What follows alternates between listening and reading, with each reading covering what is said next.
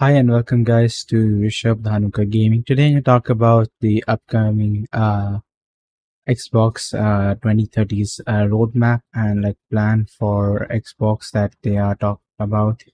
It was unfortunate that the Xbox the laws firm that was handling Xbox lawsuit between Xbox Microsoft versus FTC's trial had posted documentations which went public regarding the plan for X Microsoft for 2030, like till 2030, and their roadmap towards it. And there's a lot of things to discuss about. So hang tight, and we're gonna talk a lot about a lot of stuff, a lot of projects, like a lot of code name projects, a lot of untitled games, and a lot of games that you knew would be coming, but now they're officially been known that they're coming and they're officially on the roadmap for the Microsoft roadmap for 2023. So let's talk about all of that, and let's start with the video.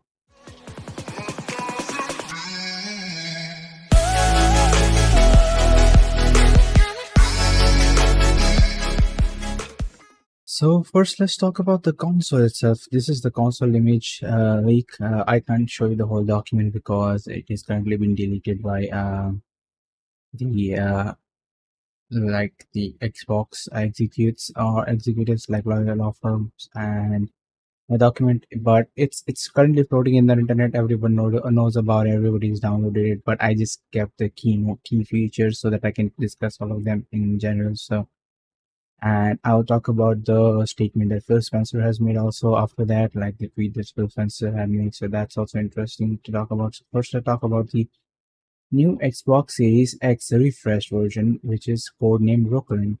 So this is will be the most powerful Xbox ever, and now it will be all digital because Xbox is trying to push the digital market further. It had recently shown a tweet where it showed the collection of Xbox games, and then it showed the Game Pass games, and the tweet was got a lot of backlash because they were promoting all digital front stores. And the problem with all digital is that if I have a disc, for example, let me show you a disc. For example, if I have this Hitman disk over here, as you can see, I mean, it's blurring up, but you can understand, right? This is Hitman's official disk. Sorry, it's coming a bit untidy and like unclean, but like this is the Hitman's official disk. Problem with this is that if I have a Hitman's disk, I can keep this and until the CD wears off, which I can protect it using a good casing and stuff like that. I can play this game without ever like Iron Interactive server existing or EDOSS server existing, which is pretty good. Even if Steam Front will not go away, I know, but for example, Steam's storefront goes away, I can still play this game because I have the official disc. I own the copy of the disc. I have the one like license key for a particular copy of the disc, so I can use it. But if I have this on Steam, I already have it on Steam. By the way, I've added this disc into the Steam, but like I can still, if the Steam storefront goes away, I can still play this game forever. If I have a disc reader, I just need to keep a disc reader. I push the disc in, or I can back this up in my hard drive, and I can keep this forever. But the thing with digital storefronts is when we are using, for example, when we are using, let's say, server-based services, like we are using Game Pass. When you're using Game Pass, we don't own the physical copy of the disc. We are just buying a subscription so that we can rent the game collections that are available in it, and we can use them whenever we want for a particular period of time. And when the time expires, or if the company loses the license for the particular game, it will be removed from the storefront. And a lot of games leaves Game Pass, and a lot of game comes to Game Pass. Game Pass doesn't have every license forever. They have some licenses, but some licenses are limited. So keeping that aside, it is all digital, being all digital, and not having a single port for a hard disk or even like a storage drive would be kind of shitty in my opinion. But if they have options for hard disk, or if there is an option that yeah, I can have an old DVD drive, I can just plug it using USB-C because I can see there's a USB-C in front of the Xbox logo. There's there's a button for power up. There's a small another button. I don't know if it's a eject or something else because obviously they don't have disk, so I think it's for something else. And there's a small USB-C, I think. So it's probably for the connecting accessories. So hopefully they have an accessory for this. So this you can buy a disk drive, like just if you want to just swap in a disk or something like that. So let me talk about the key features first. Actually, Brooklyn will deliver 4K Gen 9 console gaming with more internal storage. Like they will obviously they're expanding it to 2 terabytes, which is pretty good. Reduce faster Wi-Fi, reduce power, and a more immersive controller and beautiful design that elevates the all digital experience of Xbox ecosystem. We're talking about the controller. The controller is the next thing that I'm gonna discuss after this console, and there's another console, but it's the same Xbox Series S console, but they have upgraded the chip to the 9 chip. That's nothing much to talk about, but I talk about the controller after this slide. So yeah. So talking about the updated technology, they have included an all-new South Bridge to modernize I/O and sustainability efforts. That means they have Wi-Fi 6 now, a radio for better through-output latencies and interference mitigations, and they also have a Bluetooth 5.2, which is a new technology for improved accessory experience, so that it will have now, I think it is like 15 meters for the controller. I think that's a very good amount and reasonable amount, and it's a quite strong signals. The latency is pretty good. I think it's 1 ms or something, but yeah. A 16 nanometer die shrink for improved efficiency. I think this industry standard is now 8 nanometer for PC components, but 6 nanometer is pretty good, I think. I mean, there are 4 nanometer processors also, but usually they are not on high end PCs. But yeah, you get my point, right? Improved sustainability story, so reduce PCU power by 15%, of course, because they're shrinking. They have to power less components such as the disk drive, and their form factor is small. So yeah, new power standby mode is 20% of current SS standby mode. So Xbox Super Safe standby mode is a thing that now. So increase use of PCR on household to greater than 30%.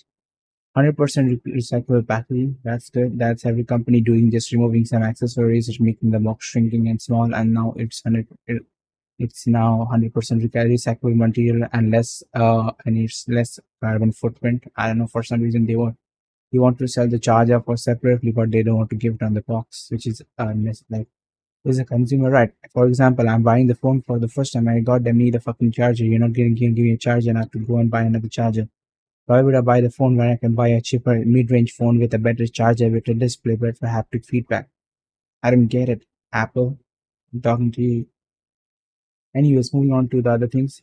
Giving our fans more to love. Beautiful and innovative new design. It kind of looks like a the old Mac, like the Mac Pro that was released, the cylindrical Mac. I will show you on the screen later. I'll just use it. I'll put it on when I'll editing it side by side. So it looks like the Mac Pro. More internal storage for games. Yeah, I told you already, 2 terabytes. Type C front port with power delivery also. If the front part is the power delivery, where's the accessories part? Like how will I connect the controller and stuff like that? I don't know. Oh, the middle button is for pairing button. Now I get it. Yeah, I got you. The all new, more immersive controller. Yeah, I'm gonna talk about the controller later. And the same great price of $499. So basically, if it's capped in the future, it will become $549. But yeah, you get my point. It's still cheaper than the, I think, current Xbox Series X. I think the current Xbox Series X is is more expensive. Uh, I think it was launched at for triple nine also. I'm not sure about it. Maybe I'm wrong. 489. It was 489. Okay, so 499, not that big of a deal. Yeah, you can understand. So this is the basic feature and functionality. I didn't think that the front port will be a power delivery port, but I don't know how you're gonna put it. You're gonna rotate and keep it, or you're gonna put it in the front and just plug in like that, which will make a lot of cable showing. So that's bad, but I don't know how they're gonna engineer it. I mean, it's a prototype. It could be changed in the future depending on when, if after it's revealed, depending on the criticism it gets. But its technical is already revealed, so I think they should put another USB-C on the back and one USB-C on the front. The front one will be for accessories and stuff like that, and the back one will be more.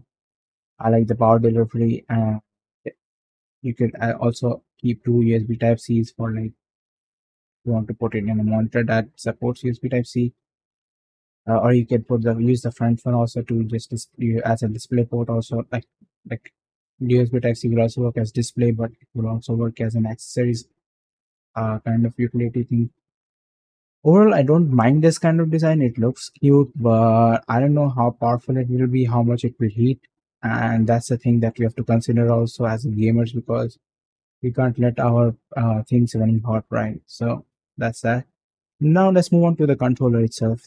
Yeah, so moving on to the controller itself, the controller code name is Sebela or Sabila. I don't know how to say it, but it kind of looks like a like they're pushing its design more towards PS5-ish slash a PS4-ish design where the rubber like it has the rubbery texture in the bottom. I don't mind it, but like at first, but after a certain while, it kind of wears off and kind of becomes this gooey substance, which I hate. So that's that. But let's see all what are they introducing. The world's best controller now playing on a screen. Yeah, okay. Ubiquitous, play anywhere, Xbox Wireless 2, direct to cloud, Bluetooth 5.2 here. So good pairing, good latency, no bullshit. So that's good. Seamless pairing and switching, new mobile app features, C pair devices and cloud managing devices and accessories. That's good. So you can officially update your controllers now, even on your mobile. So that's good. Sustainability, do good, feel good, rechargeable and swappable batteries. That's good, more better for the environment rather than just providing a fucking Duracell or something like that to charge your controller and then throw it away and put new batteries in it. Recycled material, less resin. Okay, so they're saying the resin will be less, but there will be resin. So uh, I don't know how it's gonna feel. The grip will be good at first, but I'm not sure how it's gonna wear off and how it's gonna feel after that. Hopefully, it's not that gooey. Repair and disassembly is now more easier, which is good, which is consumer friendly more, so I can understand. Durable and reliable, new modular thumb grips. So thumb grips are kind of being changed to more like a PS4 design rather than a normal old series design, like the new Xbox Series control, which I've talked about. You can check that video on my channel. Also, it's the next video, like the previous video to this. Continue build improvements. Yeah, of course, I can see the buttons are not color coded anymore, and it's the front is more flat rather than steep design. Like if I'm gonna show you my controller, I don't know if you're gonna see it with the blurry background, but you can see it right. It had more like a platonic plateau like depth, so it looked kind of like this. But now it's gonna look more like a PS4 slash PS5. So I don't know how it's gonna feel. I have to hold it to feel it to understand it, how it will feel in my hands. That's that. But anyways, immersion. Let's see, feel the game, precise haptic feedback, VCA, haptics double as speakers. Okay, so there'll be speakers over here. I don't know how it will work, but okay. Accelerometer, so car racing will be more immersive. Uh, uh quieter buttons and thumb grip. I mean, thumbstick was not that noisy, but I guess okay. Yeah, button smashing is kind of noisy on the Xbox. I mean, it's not as noisy as the PlayStation, but it's noisy, still noisy. I don't know if you can hear it because I have no suppression, but yeah, it's kind of noisy. Talking about approachability, left to wake, which is kind of good, but I think it's gonna consume a lot of battery because it's kind of consume little battery to push the sensor to know what is if I'm waking it up. So I don't know if I need that left to wake. I can just pick up my control and just press the button. I'm not that goddamn lazy, bro. Same ergonomics as Merlin. So they're saying it's ergonomically same as Merlin, but looking at the picture, it kind of looks like the bottom part looks like the PS4 versions, or maybe it could look like the PS5. but they're saying the ergonomics will be same as Merlin, which is the series controller, which will be good. I like the series controller. I've talked about it in my previous video. I love it. I bought it. I love it. So SELD XEL options as expected. So that's good. I don't know what that is, but it looks sounds good. Same layout and activation courses. Nice. And yeah, they cannot change the technical layout of the Xbox controller, or else it will not be an Xbox controller anymore. Why fix something which is not broken? So yeah, I think I like the basic design, which is not much similar. Like this thumb, this is gonna be rubbery grips, and this is not like more like it will not look more this wide, but it will become like a cone design, like the PS4 controllers. So will evolve. So it's going to be exciting to see how this will ergonomically feel. I have to hold it to know it, as I've told you before. But let's move on to the other slides and let's talk about the other slide. So this is Xbox's road plan. So they are saying by May next year they're gonna launch Sabila, and as you know, they have plans for launching all of those controllers by I think by 2024. I'm not sure if this is 2024, but like this is the quarter four, so I assume it's June, earlier than June and later than May. So I guess around 2025 May they might release it. I'm not too sure about it. And I mean, it's not bad, but like I expected like the controller to launch kind of like after the console. So I don't know about it.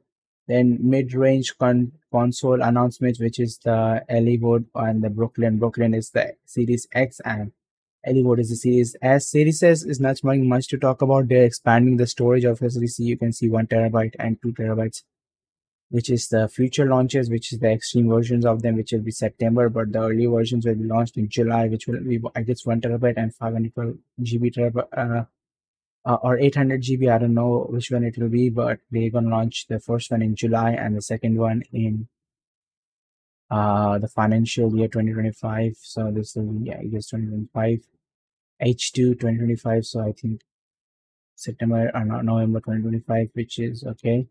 6 days plus separation between launches of enables dialogue with different audience. Okay, allows us to force the improvements in several telling stories beyond consoles, adding value to Brooklyn and Hollywood at announcement gave Hollywood its own moment earlier in the holiday timeframe to maximize sales. Last change EDIT 512 at the rate 199 as Black Friday sale offer EUL. I don't know if EDIT is the hardest. I'm not sure about it. But Star Relay EOL ahead of Brooklyn launch. Yeah, Brooklyn arrives just in time for the gifting season, but separated from Edinburgh. So yeah, there's a huge gap. It's September holidays and November holidays. So I think spring and winter thing kind of thing. Yeah, I'm not sure about it if for different countries, but I think that's that. So between these ruckus, there was also a lot of game announcements that were supposedly well was for the future, but easily. So there's a project known as Project Tanka, which is rumored to be a cross between Halo 5 Warzone and the Battle Royale with deep integration with Forge, which is sounds pretty good. I mean, it will be moving to Unreal Engine, and I think Unreal Engine 5 sounds and looks very promising. I've seen a lot of things. There's a confirmation of a new Gears of War, which is pretty good. I'm excited for it. Hopefully, it's gonna be something spectacular and not a money grinder online service game. Hopefully, then by Compulsion Games, which is a sub studio of Xbox Game Studios, there's in works of a single player and a third player action adventure game in like it's in mid development. It's called Midnight Project Midnight, and is a dark fantasy title according to some people in Windows Central. So hopefully it's gonna be good. It was supposed to be released and like revealed in the next Xbox showcase, I guess, which was maybe in the next quarter or maybe next year, probably in the first quarter, hopefully. Uh,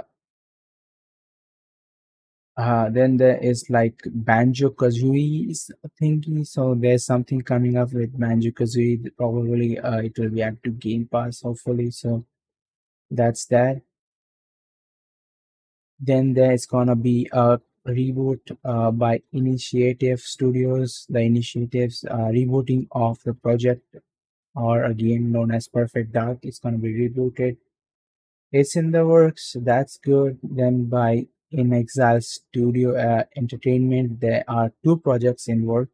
One is Project Cobalt, which is set to be a first-person cyberpunk RPG, and the second project is an Unreal Engine 5 game, which we don't have no idea about, and it's in pre-production. So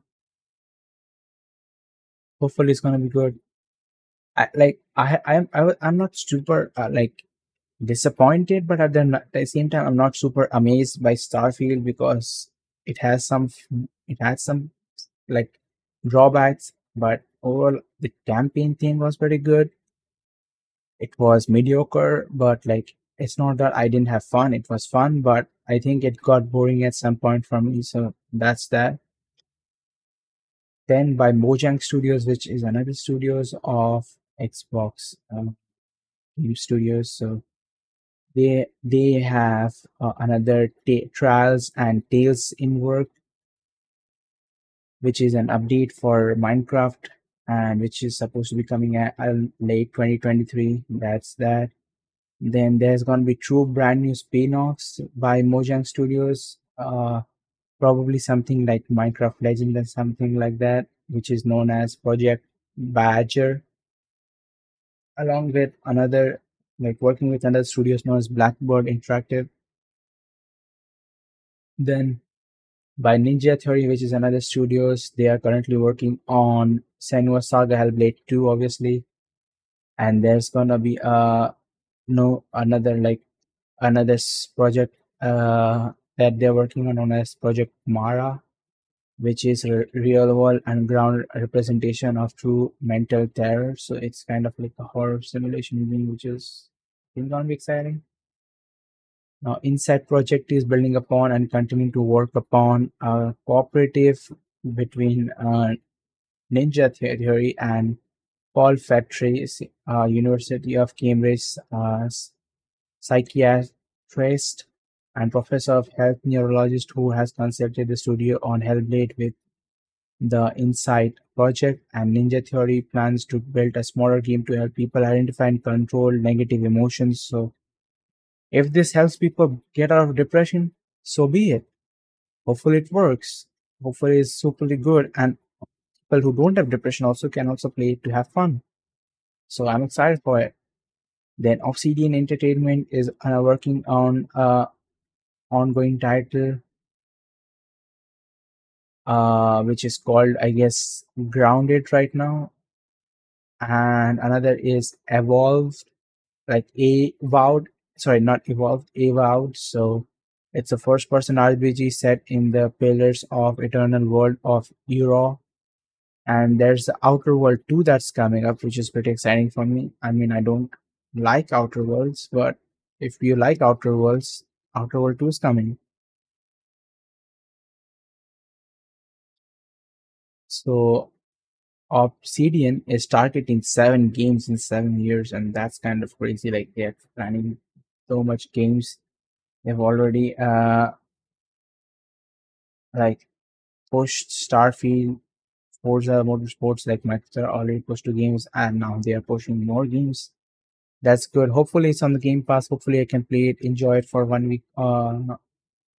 Just because I have subscription always. So, and Playground Games is developing a DLC for Forza Horizon 5, which will expand it, and another reboot of Fable, which was already revealed before. So that's nothing new, but now we officially know they are in the works of it. So that's that. Then Sea of Thieves, there are new content coming. So Sea of Thieves fans, be excited. Turn 10 is releasing a new Forza tech, and this tech will be available in future Forza Motorsport lineups, which is pretty good because Forza Motorsport is much of a realistic version of Forza Horizon. Like Forza Horizon is more arcadey, Forza Motorsport is more realistic side of things. So I'm excited for both of those. Anyways, Undead Labs is working on State of Decay 3, which was already been passed, and now it's shifted to Unreal Engine 5 instead of instead of the old engine that was it in. So uh, they have also opened a new Florida location just to work on this. The whole team is working on it, and I'm excited for it. I like horror games. I like to get scared a lot. That's me. But World's End is working on other like development of Age of Empire 2, Definitive Edition, Age of Empire 3, Definitive Edition, Age of Empire 4, and Age of Mythology Retold, Age of Empire 2, DE Return of Rome, which is coming to Xbox. Exciting. So Age of Mythology is the thing that I'm excited about. I have played all the Age of Mythology games and I want to play more of those. Like Age of Empires, okay, I can understand we are working as like how a country will develop itself, how they will develop their own arms and how they will fight and conquer airlands. I can understand, but I want more of those fantasy games where I can like fucking summon heroes, summon gods, and play with them. So that's gonna be exciting. I'm excited for Age of Mythology Retold. So there are console and DLC releases for Age of Empire 4, Age of Empire 3, the Definitive Edition, and Age of Empire 2 Definitive Edition, Age of Empire 2 Definitive Edition, Return of the Rome, which is a DLC. That's pretty good, and will schedule for next year, which is pretty good. So these are the things that are coming up, and there's obviously I think there was a Fallout 5 thingy which was also revealed, and there were also I think one more other game I kind of forgot which was leaked, like games that were leaked. But I think like there are a lot of stuff like which is being changed with because I already talked about like Spencer's statement. Like Phil Spencer made a tweet about it. Uh, After like Phil Spencer's email to FTC, they had to push a tweet because Douglas Ferrer, who is the guy at FTC, clarified that they were not behind the leaks of the so-called Xbox leaks which happened. So Phil Spencer had to clarify himself regarding what's what. So to read Phil Spencer's tweet, I'll just read the exact thing that they said. We've seen conversation around old emails and documents, and he said it's hard to see our teamwork shared in this way because so much has been changed and there's so much to be excited about right now in the future. So we can expect more things. We can expect more game reveals. Uh, so so things that have already been revealed, that Oblivion is been remastered, Fallout 3 has been remastered. They're working on a Ghostwire Tokyo what do you say sequel. There's a new Dishonored game, there's a new Doom title, but let's see which of the projects still works out and like gets pushed and which of them gets shoved into the grave because it doesn't give any much attraction. Hopefully these all games launch and I'm excited to play each and every one of them. Anyways, I've stretched this video long enough. Anyways, thank you for watching this video. Hope you liked this video, found this interesting. If so, press the like button and don't forget to subscribe to the channel. And I apologize for the bad camera quality. We will switch to the other camera back soon in the next video. Till then, peace out.